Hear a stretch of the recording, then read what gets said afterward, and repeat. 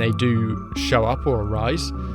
And I think that's, you can see that he's gained experience, and now it feels like we're seeing the results of that in this film, which I thought was kind of cool. It was good that they kind of started like that, and we'll kind of get more onto a little bit of the opening.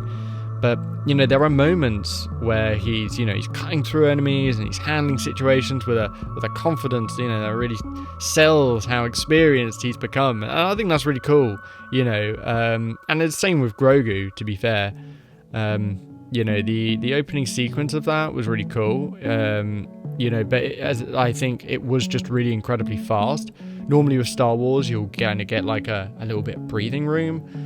And kind of like where the title sequence kind of shows you kind of have a ship traveling through space, and the nice calm music that kind of sets you into the world sort of at ease, or eases you into it, I suppose. But this was very just like bam, like let's go, which isn't bad.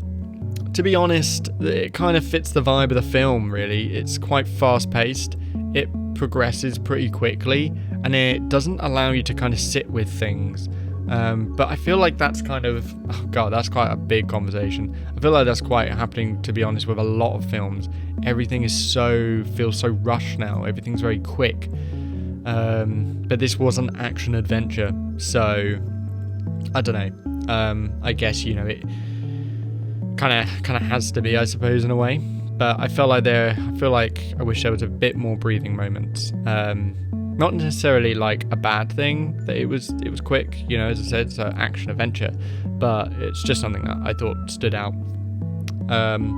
One of the more surprising things for me was actually Rotter the Hutt.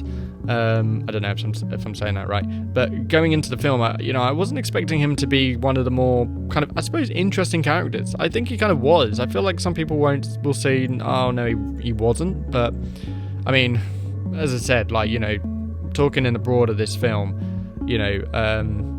this film didn't give as much, for the audience. I kind of thought out of all the characters, he was quite interesting. And I actually enjoyed what they did with him. I feel like he's going to be, a bit more of importance later going on with the New Republic, which is interesting. And I like the fact that he didn't want to simply become another version of his father. The idea of wanting to forge his own identity and make his own path and actually stay away from anything of what his father was. That was probably one of the more interesting character elements in the film.